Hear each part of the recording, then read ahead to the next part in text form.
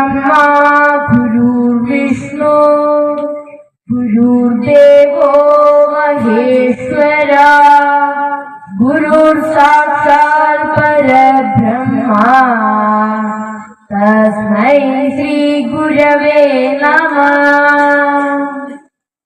ഏവർക്കും നമസ്തേ. ഞാൻ രുദ്രാക്ഷി, ഗീതാമൃതം 4ാം വർഷ വിദ്യാർത്ഥിയാണ്. ചാവശ്ശേരിയിലെ ഷിനോജ് മാസ്റ്ററുടെ ശിക്ഷണത്തിലാണ് ഞാൻ ഗീത പഠിക്കുന്നത്. ഇവിടെ എന്നേക്കാൾ മുതിർന്ന എത്രയോ ആളുകൾ ഈ സദസ്സിൽ ഇരിക്കുന്നു. അതുകൊണ്ട് തന്നെ എന്റെ വാക്കുകളിൽ എന്തെങ്കിലും കുറ്റങ്ങൾ വന്നാൽ ക്ഷമിക്കുക. മഹാഭാരതത്തിലെ ഭീഷ്മപർവ്വതത്തിലെ 25 മുതൽ 42 വരെയുള്ള കാര്യങ്ങളാണ് ഗീതയിൽ 18 അധ്യായങ്ങളിലായും 700 ശ്ലോകങ്ങളിലായും ശ്രീകൃഷ്ണ ഭഗവാന്റെയും അർജുനന്റെയും സംഭാഷണങ്ങളായും പറയുന്നത്. മഹാഭാരത യുദ്ധത്തിൽ അർജുനന്റെ ശരീരമെല്ലാം തകർന്നുപോയത് അർജുനന്റെ മനസ്സാണ്. ആ തകർന്നുപോയ മനസ്സിനെ സാക്ഷാൽ ശ്രീകൃഷ്ണ ഭഗവാനാണ് യുദ്ധത്തിനായി തയ്യാറാക്കിയെടുക്കുന്നത്. കുറേയധികം ഉപദേശങ്ങൾ നൽകിയാണ് തയ്യാറാക്കിയെടുക്കുന്നത്. ആ സമയത്ത് അർജുനന് കൊടുത്ത ഉപദേശങ്ങളാണ് ഗീതയിൽ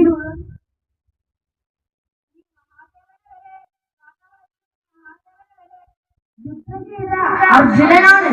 ആ അർജുനനാണ് തന്റെ കുടുംബങ്ങളാണ് എതിരാളികളായി നിൽക്കുന്നത് എന്ന് അറിഞ്ഞപ്പോ തകർന്നുപോയത്. അർജുനനെ യുദ്ധത്തിന് തയ്യാറാക്കിയ കാര്യങ്ങളാണ് ഗീതയിൽ പറയുന്നത് എന്ന് ഞാൻ പറഞ്ഞു. ആ സമയത്ത് അർജുനന്റെ സംശയങ്ങളും ഗീതയിൽ പറയുന്നുണ്ട്.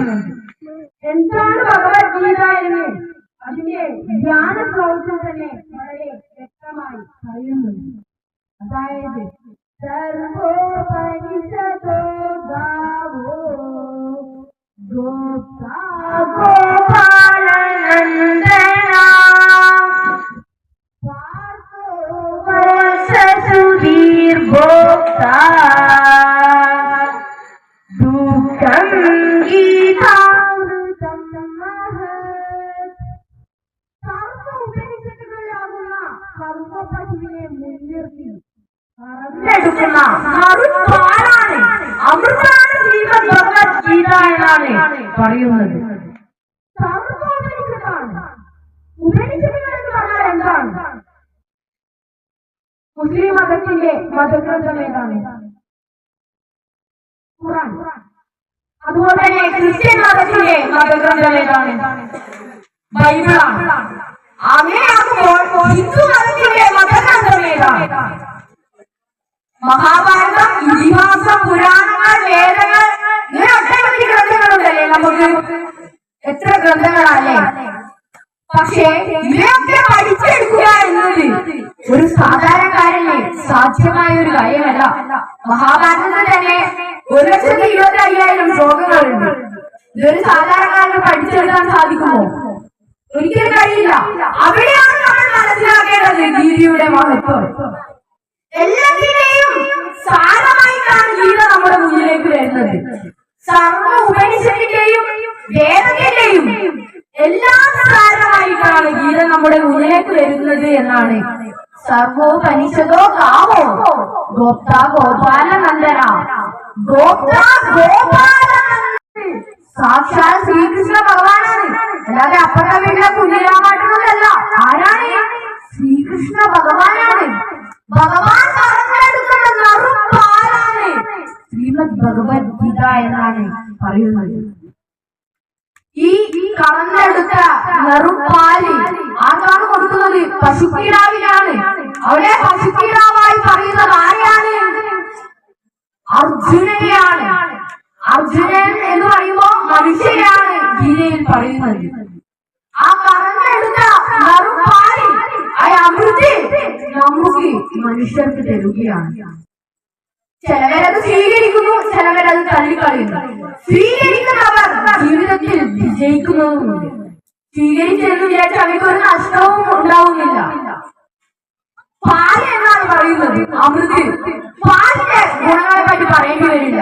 പാല് നമ്മളെല്ലാരും കുടിക്കുന്നതല്ലേ, ചായയിലൂടെ കുടിക്കുന്നുണ്ട്, കാപ്പിയിലൂടെ കുടിക്കുന്നുണ്ട്, ഇപ്പൊ ചൂടായിട്ട് ചിലവര് ഷെയ്ക്കൊക്കെ അടിച്ചിട്ട് കുടിക്കുന്നുണ്ട് അല്ലേ. പാലിൽ നിന്ന് എന്തൊക്കെ നമുക്ക് ഉണ്ടാക്കാം? വെണ്ണ ഉണ്ടാക്കാം, നെയ്യ് ഉണ്ടാക്കാം, ഇങ്ങനെ ഒട്ടനവധി സാധനങ്ങൾ നമുക്ക് പാലിൽ നിന്ന് ഉണ്ടാക്കാൻ സാധിക്കുന്നതാണ്. അതാണ് ഈ പറയുന്നത്. ഒരു ടീച്ചറുടേതായ വഴിയിൽ ഗീത ഉപയോഗിക്കാം, ഒരു ഡോക്ടറുടേതായ വഴിയിൽ ഗീത ഉപയോഗിക്കാം, ഒരു അഡ്വക്കേറ്റിന് വേണമെങ്കിൽ അഡ്വക്കേറ്റിന്റേതായ വഴിയിൽ ഉപയോഗിക്കാം, ഏതൊരാൾക്ക് വേണമെങ്കിലും അവരുടേതായ വഴിയിൽ ഗീത ഉപയോഗിക്കാം എന്നാണ് പറയുന്നത്. ഏതൊരാൾക്ക് വേണമെങ്കിലും ഗീത ഉപയോഗിക്കാം. പക്ഷെ അത് ചിലവർ ഉപയോഗിക്കുന്നില്ല. അതാണ് ഇപ്പോഴത്തെ സമൂഹത്തിലെ പ്രശ്നം അല്ലേ.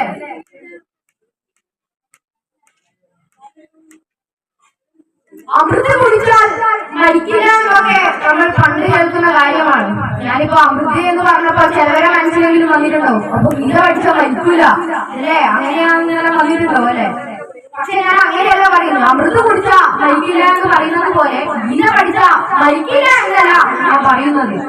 പക്ഷെ ഗീത പഠിച്ചാൽ ഏതൊരു സന്ദർഭത്തെയും തരണം ചെയ്യാനുള്ള ഒരു യാന്ത്രിക ശക്തി നമുക്ക് ലഭിക്കുന്നതാണ്. ഇപ്പോൾ വരുന്ന വാർത്തകളൊക്കെ നമ്മളെ ഞെട്ടിക്കുന്ന തരത്തിലുള്ള വാർത്തകളല്ലേ.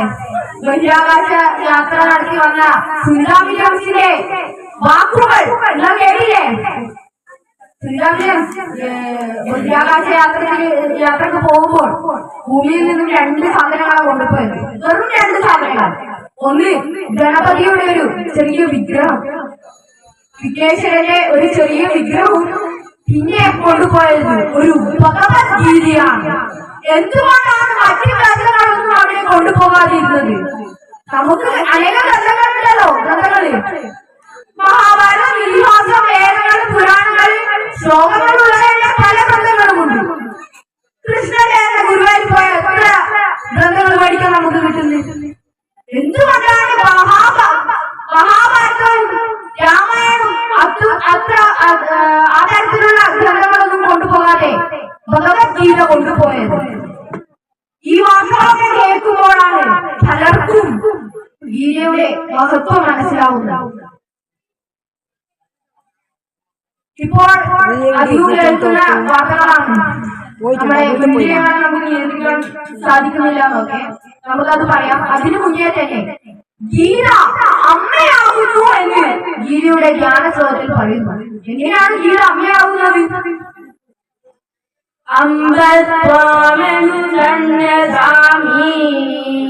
ഭഗവത്ഗീതേ ഭവദ്വേഷിണി. ഗീത അമ്മയാവുന്നു, ഭഗവതിയാവുന്നു, ദേവിയാവുന്നു എന്നാണ് പറയുന്നത്. അമ്മമാരുടെ ചുമതലകൾ എന്താണ് പറയാം? ഞാൻ അങ്ങോട്ട് ചോദിക്കൂടി ഇങ്ങോട്ടേക്ക് പറയണോ? അല്ലെ പ്രഭാഷണത്തിന് ഒരു രസം ഉണ്ടാവില്ല. അത് ഇങ്ങോട്ടേക്ക് ഉത്തരവും പറയാം. അമ്മമാരുടെ ചുമതലകൾ എന്തൊക്കെയാണ്? കുട്ടികളെ കുളിപ്പിക്കലും, അവരെ ഡ്രസ് തേക്കലും, ഇത്തിരിട്ട് കൊടുക്കലും, ചോറ് വാരി വെച്ചെടുക്കലും അതുമാത്രമാണോ? ഏറ്റവും വലിയൊരു ചുമതലയാണ്. എന്താണെന്നറിയോ? കുട്ടികളെ നേർവഴിക്ക് നയിക്കുക എന്നത് അമ്മയുടെ ഏറ്റവും വലിയ ചുമതലയാണ്. ശ്രീമദ് ഭഗവത്ഗീതയിലെ 18 അധ്യായങ്ങളിലായി 700 ശ്ലോകങ്ങളിലും ഇതേ കാര്യം തന്നെയാണ് പറയുന്നത്. ഗീത ഏതൊക്കെ ചെയ്യാൻ വേണ്ടി തിരഞ്ഞെടുക്കാൻ വേണ്ടി ഒരു ദിവസമാണ് പറഞ്ഞത്. അങ്ങനെയാണ് എല്ലാ കുട്ടികളും അവരെ തന്നെ താഴ്ത്തി കെട്ടുകയാണ്. നമ്മളെ കൊണ്ട് സാധിക്കില്ല, എന്നെ കൊണ്ടാവില്ല എന്നൊക്കെ പറഞ്ഞുകൊണ്ട്. അതാവില്ലെങ്കിൽ നമ്മളത് പഠിക്കുകയാണ് വേണ്ടത്, അതിലേക്ക് ചെന്നിറങ്ങണം. ശ്രീമദ് ഭഗവത്ഗീത ഇപ്പോ ഞാനിപ്പോ 7-8 അധ്യായം പഠിച്ചേ ഉള്ളൂ. അത് പഠിക്കുകയാണ്. അതേപോലെ എല്ലാവരും പഠിക്കുകയാണ്. നമുക്ക് അറിയാത്ത കാര്യങ്ങൾ നമ്മൾ പഠിക്കണം. എന്നാൽ മാത്രമല്ല നമുക്ക് എല്ലാം സാധ്യമാവും. എല്ലാം അറിയുന്ന ഒരാൾ ഈ ഭൂമിയിൽ വേണ്ടി ഉണ്ടാവില്ല. ശരിയല്ലേ? അപ്പോ പറയുന്നു ബന്ധുരാത്മ, ബന്ധു നിന്റെ ബന്ധു നീ തന്നെയാണ് എന്ന് പറയുന്നു. നിന്റെ ശത്രു നീ തന്നെയാണെന്ന് ഭഗവാൻ പറയുന്നു. എങ്ങനെയാണ് എന്റെ ബന്ധു ഞാൻ തന്നെയാവുന്നത്, എന്റെ ശത്രു ഞാൻ തന്നെയാവുന്നത്? നമ്മുടെ നാവിന്റെ തുമ്പത്ത് നേരത്തെ പറഞ്ഞ പോലെ സരസ്വതിയാണ് ഇരിക്കുന്നതെങ്കിൽ എന്താണ് സംഭവിക്കുക? നല്ല ബന്ധങ്ങൾ നമുക്ക് സൃഷ്ടിക്കാൻ സാധിക്കണ്ടേ? അങ്ങനെ മറ്റുള്ളവരെ പറ്റി നല്ല കാര്യങ്ങളൊക്കെയാണ് നമ്മൾ പറയുന്നതെങ്കിൽ നമുക്ക് നല്ല ബന്ധങ്ങൾ സൃഷ്ടിക്കാൻ സാധിക്കുമെന്നാണ് ഭഗവാൻ പറയുന്നത്. അതുപോലെ തന്നെ ഗീതാ പഠനം പകുതിക്ക് വെച്ച് നിർത്താൻ പോയ ഒരു വിദ്യാർത്ഥിയാണ് ഞാൻ. പക്ഷേങ്കിൽ കരേറ്റ ഗണേശോത്സവത്തിന് പോയപ്പോ ഞാൻ എന്റെ മാഷെ കണ്ടു. ശിവജി മാഷ വീട് ചാവശ്ശേരിയാണ്. മാഷ ചോദിച്ചു, എല്ലാ ഇതാച്ച ഞാനിപ്പോ ക്ലാസ്സിലൊന്നും കയറാത്ത കുറെ ആയാലും ക്ലാസ്സിലെല്ലാം കണ്ടിട്ട്. ഞാൻ പറഞ്ഞു മാഷ എനിക്ക് അത്ര താല്പര്യമൊന്നുമില്ല. മാഷ എടാ നീന്ന് പറയുന്നേ. ഞാൻ അന്നേരം ഒരു വർഷം പഠിച്ചു, ഗീത പഠിച്ചു കഴിഞ്ഞു. ഒരു വർഷം പഠിച്ചു. അപ്പൊ ഒരു വർഷം നീ പഠിച്ചേ ഇതിന് നീ നിർത്താൻ പോവുകയാണോ എന്ന് പറഞ്ഞു. അന്നേരം മാഷ എന്നോട് ഒരു കാര്യം പറഞ്ഞു, ആയിരക്കണക്കിന് ആളുകൾക്കിടയിൽ ഒരു 2-3 ആൾക്കാർക്ക് മാത്രമേ ഈ മോക്ഷസിദ്ധി പ്രാപിക്കാൻ സാധിക്കൂ. അമൃതാണ്. അമൃതം എല്ലാവർക്കും കൊടുക്കൂല ഭഗവാൻ. അങ്ങനെ ഒരു ഇതുണ്ട്, എല്ലാവർക്കും കൊടുക്കൂല. ചിലവർക്ക് ഭഗവാൻ ഇഷ്ടമുള്ളവർക്ക് മാത്രമേ കൊടുക്കൂ, ജ്ഞാനിക്ക് മാത്രമേ കൊടുക്കൂ, ഭഗവാന് ഏറ്റവും പ്രിയപ്പെട്ടവർക്ക് മാത്രമേ കൊടുക്കൂ. അങ്ങനെയുണ്ട്. എല്ലാവർക്കും പഠിക്കാൻ പറ്റണമെന്നില്ല ഗീത. ഒരു ശരിയായ കാര്യമാണ്. എല്ലാവർക്കും താല്പര്യം ഉണ്ടാകണമെന്നില്ല. അങ്ങനെ ഇപ്പൊ 4 വർഷമായി എന്റെ ഗീതാ പഠനം നല്ല രീതിയിൽ മുന്നോട്ട് കൊണ്ടുപോകുന്നു. നേരത്തെ സുധാകരമാമ പറഞ്ഞതുപോലെ സബ്ജിലയിൽ നാടകത്തിൽ മികച്ച നടനായി ഞാൻ തെരഞ്ഞെടുത്തു. അതും ഗീത ഞാൻ പഠിക്കുന്നത് കൊണ്ടാണെന്നാണ് എന്റെ വിശ്വാസം. ഗീത പഠിക്കാൻ തുടങ്ങിയതിനു ശേഷം എന്റെ ജീവിതത്തിൽ പല മാറ്റങ്ങളും സംഭവിച്ചിട്ടുണ്ട്. അപ്പൊ ഈ ഒരു വെക്കേഷൻ കാലത്ത് വീട്ടിലുള്ള കുട്ടികൾ, അമ്മമാരും, ഏറ്റവും കൂടുതൽ അമ്മമാരാണ് അല്ലെ. ഈ അമ്മമാരെല്ലാരും ഒരു സന്ധ്യാനേരത്ത് വിളക്ക് വെക്കുന്ന സമയം ഒരു 15 മിനിറ്റ് 10 മിനിറ്റ് ഒന്ന് മാറ്റി വെച്ചാൽ മതി. ഗീത പോലുള്ള ഗ്രന്ഥങ്ങളൊന്നും ശ്ലോകങ്ങളിലൂടെ ഒന്ന് കടന്നു പോകും. ഒരു ശ്ലോകങ്ങൾ പാടിയാൽ മതി ഒരു ദിവസം. അങ്ങനെ പോവുകയാണെങ്കിൽ നിങ്ങൾക്ക് തന്നെ മനസ്സിലാവും നിങ്ങളുടെ ജീവിതത്തിൽ ഉണ്ടാകുന്ന മാറ്റങ്ങൾ. ഒന്ന് നിങ്ങൾ ഈ വെക്കേഷൻ ഈ 2 മാസം ഒന്ന് ചെയ്തു വെറുതെ വന്നു. അതുപോലെ തന്നെ നേരത്തെ പറഞ്ഞ ചങ്ങലാട്ട് അമ്പലത്തിൽ ഇപ്പൊ അധികവും ക്യാമ്പ് നടക്കുന്നുണ്ട്. നിങ്ങൾ അറിഞ്ഞതാണോ? അറിയില്ലാരോട് ചോദിച്ചാൽ മതി. അധികം ആൾക്കാരും അവിടെ പോയ ക്യാമ്പിന് ചങ്ങലാട്ട് അമ്പലത്തിൽ. അതുപോലുള്ള ക്യാമ്പുകളിൽ പോകാൻ നോക്കാം. ക്യാമ്പുകളിൽ പോയാൽ നല്ലതാണ്. വേറെ ഗീത പോലുള്ള ഗ്രന്ഥം പഠിച്ചിട്ട് നിങ്ങൾക്ക് ഒരു നഷ്ടം ഉണ്ടാവില്ല. ഇത് പഠിച്ചു ഇത് നഷ്ടമാണെന്ന് ചോദിക്കുക. ഭഗവാൻ പറയുന്നുണ്ട് ഗീത പോലുള്ള ഗ്രന്ഥങ്ങൾ പഠിച്ച ഒരു നഷ്ടം ഉണ്ടാവില്ല നിങ്ങൾക്ക്. അപ്പോ ഇന്ന് ഞാൻ ഇത്രയേ പറയുന്നുള്ളൂ. ഗീതയിലെ ശ്ലോകങ്ങൾ വ്യാഖ്യാനിക്കാൻ തുടങ്ങിയ ഇന്നോ ഈ ആഴ്ചയോ ഈ മാസമോ ഈ വർഷമോ മതിയാവില്ല. അത്രക്കുണ്ട്. 700 ശ്ലോകം. ഇതൊക്കെ വ്യാഖ്യാനിക്കാൻ തുടങ്ങിയാൽ ഒരു ശ്ലോകം തന്നെ ഒരു 1.5 മണിക്കൂർ നമുക്ക് വ്യാഖ്യാനിക്കാം. അതിൽ കൂടുതൽ വ്യാഖ്യാനിക്കാം. അപ്പോ ഞാൻ ഇന്ന് ഇത്ര മാത്രമേ പറയുന്നുള്ളൂ. ഞാനിപ്പോ പറഞ്ഞതിൽ എന്തെങ്കിലും തെറ്റുകുറ്റങ്ങളുണ്ടെങ്കിൽ ക്ഷമിക്കുക. അതുപോലെ തന്നെ ഇന്ന് ഈ ഒരു വേദി എനിക്ക് ഒരുക്കി തന്ന ശ്രീ വിശ്വകർമ്മ ദേവി ക്ഷേത്രത്തിലെ എല്ലാ കമ്മിറ്റി അംഗങ്ങൾക്കും നന്ദി അറിയിച്ചു കൊള്ളുന്നു. ഇത്രമാത്രം പറഞ്ഞുകൊണ്ട് ഞാൻ എന്റെ വാക്കുകൾ നിർത്തുന്നു. നന്ദി, നമസ്കാരം. സർവേ സന്തു നിരാമയ സർവേ ഭദ്രാണി പശ്യന്തു മാ കശ്ചിത് ദുഃഖമാത്മയാ. ഓം ശാന്തി ശാന്തി ശാന്തി. എല്ലാവർക്കും നല്ലത് മാത്രം വരട്ടെ.